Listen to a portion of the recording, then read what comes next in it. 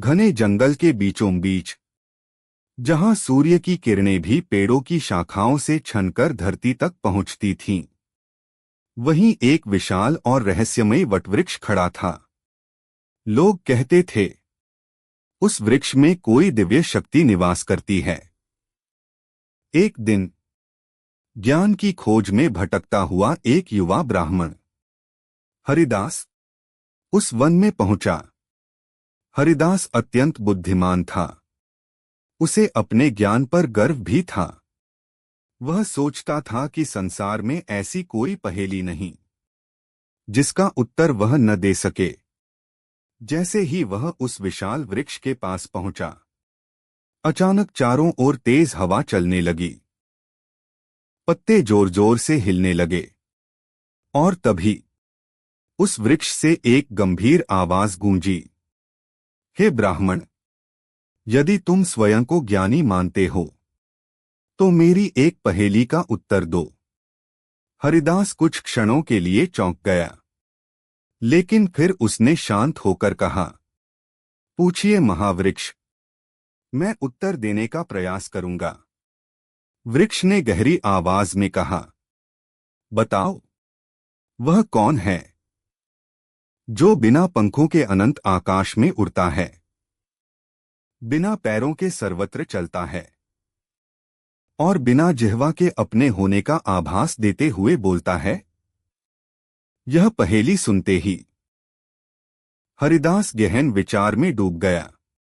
उसने अग्नि के बारे में सोचा, जल के बारे में सोचा, आकाश और पृथ्वी के बारे में भी विचार किया, परंतु कोई उत्तर सही प्रतीत नहीं हुआ। तभी एक तेज और शीतल हवा उसके चेहरे से टकराई। वन के सूखे पत्ते हवा के साथ उड़ने लगे। पेड़ों की शाखाएं झूम उठीं और वातावरण में साय की ध्वनि गूंजने लगी। हरिदास की आंखों में अचानक चमक आ गई। उसके चेहरे पर मुस्कान फैल गई। उसने हाथ जोड़कर कहा, हे महावृक्ष, आपकी इस गूढ़ पहेली का उत्तर है वायु। वायु के पंख नहीं होते, फिर भी वह आकाश में उड़ती है। उसके पैर नहीं होते, फिर भी वह हर दिशा में गतिमान रहती है। और उसकी कोई जिह्वा नहीं होती, फिर भी वह अपनी ध्वनि से अपने अस्तित्व का आभास कराती है। कुछ क्षणों तक पूरा वन शांत हो गया। फिर अचानक वह विशाल वृक्ष दिव्य प्रकाश से चमकने लगा।